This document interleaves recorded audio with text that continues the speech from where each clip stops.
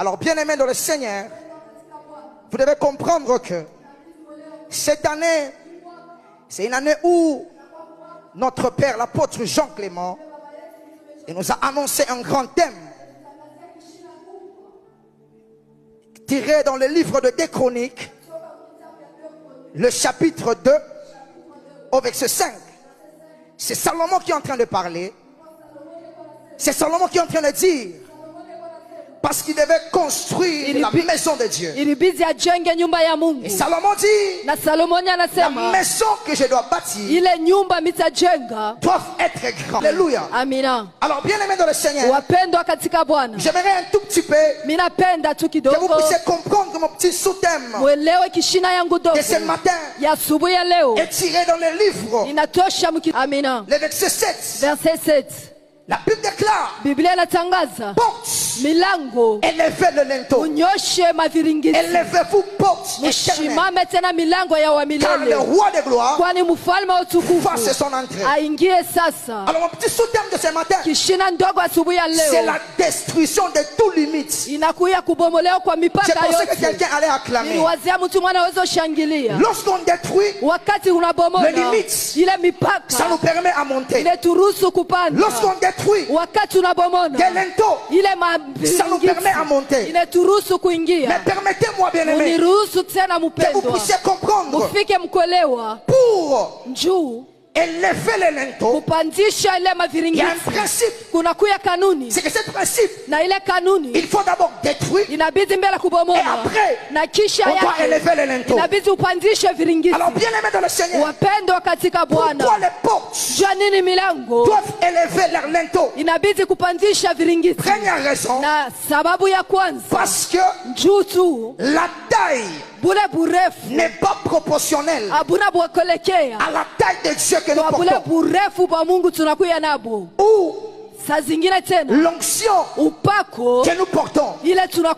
Alors bien aimé dans le Seigneur, vous devez comprendre que lorsque nous parlons de la porte d'élever leur linteau, nous parlons d'une manière spirituelle et d'une manière physique. Et la réalité de cette histoire est tirée dans 1 Samuel, le verset 6. C'est David, lorsqu'il a pris l'arche de la présence de Dieu, avant d'accéder en Jérusalem, la Bible déclare, ils sont en train de faire des sacrifices assis pas.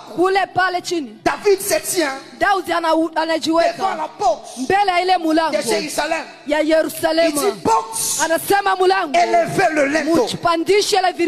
Alors prophétiquement par là, j'ai compris que normalement la taille des linteaux qu'on avait placés en Jérusalem, David devait entrer.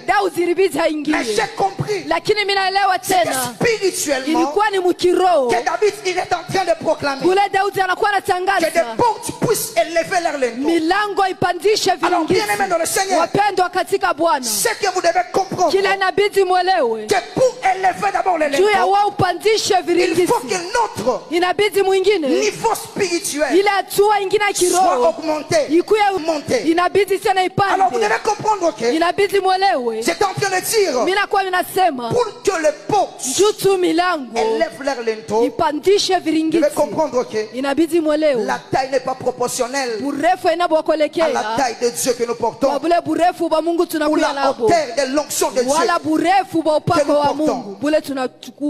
Voilà pourquoi vous devez comprendre que l'onction augmente la taille. Si je parle à quelqu'un, physiquement parlant, quelqu'un peut être chétif. Mais quand il reçoit l'onction,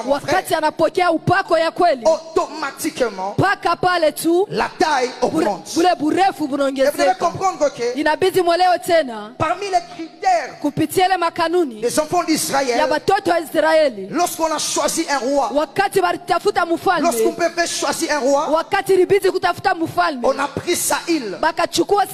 J'aime ce que la Bible dit. Lorsque vous lisez dans 1 Samuel 9, verset 10, 23, Wala 1 Samuel 10, 23. La Bible dit, Biblia inatuonesha Saül, il était le plus élancé plus que eux tous. Saulo alikuwa mrefu zaidi ya watu wote. Il les dépassait en taille. Alikuwa anabapita muburefu. Voilà pourquoi on l'a choisi comme un roi. Banamchakula kama mfalme. Mais je veux que vous puissiez comprendre Minapenda muelewe que un roi asema mfalme est appelé yanaitiwa à faire des choses plus que tout le ya monde, kufanya bitu zaidi ya watu wote, à voir des choses plus que les ya autres, kupata bitu zaidi ya watu en wote. lui qui peut porter une grande vision, Ndani yake anabidi kuwa na onyo afin mkubwa que pour monter. juu ya yeye kupanda. Alors ce que vous devez comprendre, Kile minabidi muelewe pour nous enfants de Dieu, kwa shia batoto ya Mungu, la première des choses kile kitu kya kwanza qui va nous caractériser kile kitatумananisha au niveau de notre taille, muhatua ya burefu ce n'est yetu pas d'abord physique, haina paka mubimuntu, mais c'est spirituel. lakini ni muhali ya kiroho. Est-ce que je suis en train de bénir quelqu'un? Amen.